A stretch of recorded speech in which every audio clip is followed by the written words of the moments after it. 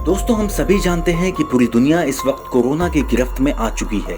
चीन के वुहान शहर से फैले कोरोना वायरस ने दुनिया के लगभग 213 देशों में अपनी पैठ बना ली है। बात अगर इसके आकार की करें तो अगर हम इसे माइक्रोस्कोप से देखेंगे तो इसकी सतह पर मुकुट जैसे स्पाइक्स दिखेंगे और शायद इसी वजह से इसका नाम क्राउन से मिलता हुआ कोरोना रखा गया है।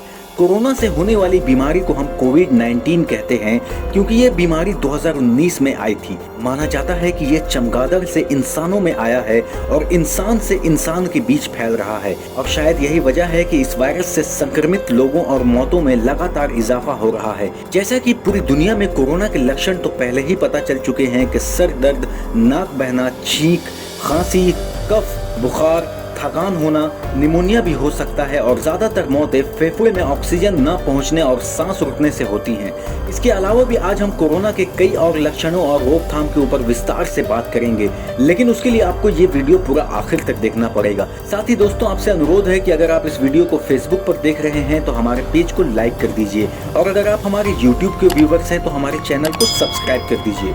दोस्तों, आपको बता दें कि कोविड-19 से संक्रमित मरीजों के ज्यादातर फेफड़े खराब हो जाते हैं। कोरोना दोनों फेफड़ों को अपनी चपेट में ले लेता है जिससे सांस लेने में दिक्कत होती है, लेकिन ये वायरस शरीर में प्रवेश होने के बाद कैसे ये हमारे फेफड़े पर हमला कर देते हैं और उसे कमजोर बना देते हैं, ये जानना अहम है। साथ ही साथ आज की इस वीडियो में हम आपको ये भी बताएंगे कि कैसे कोरोना एक आदमी से दूसरे के शरीर में प्रवेश करता है। क्या ये इबोला और फ्लू जैसे खतरनाक बीमारियों से भी ज्यादा खतरनाक है?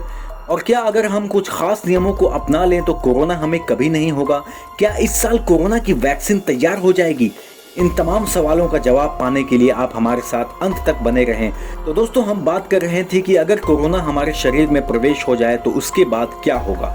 दोस्तों, ये 3 तरीके से हमारे शरीर में प्रवेश करता है: आंख के द्वारा, मुंह के द्वारा और नाक के द्वारा। फिर प्रवेश के बाद ये हमारी नाक और गले के म्यूकल सेल से जुड़ जाता है। एक बार वहां दाखिल होने के बाद ये अपनी सतह को प्रोटीन स्पाइक्स के जरिए हमारी कोशिकाओं की झिल्लियों को चीरता हुआ आगे बढ़ता है। कोशिका के अंदर जाने के बाद ये अपने जैसे कई वायरस बना लेता है।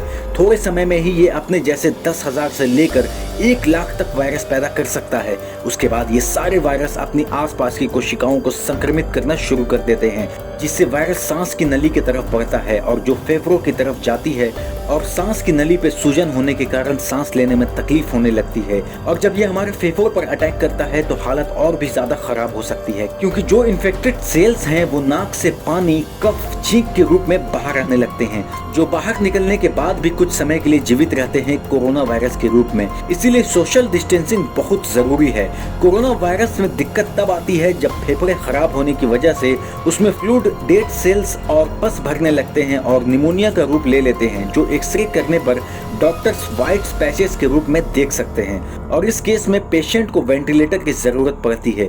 कोरोना में हुए निमोनिया के पेशेंट का सरवाइव करना बहुत मुश्किल हो जाता है। ये इबोला और फ्लू से ज्यादा खतरनाक इसलिए भी है क्योंकि कोरोना तेज गति से फेफड़ों को नुकसान पहुंचाता है, जिससे फेफड़े जल्दी खराब हो जाते हैं। आइए अब जानते हैं कि ऐसे मुश्किल हालात में कोरोना से बचने के लिए क्या करना चाहिए।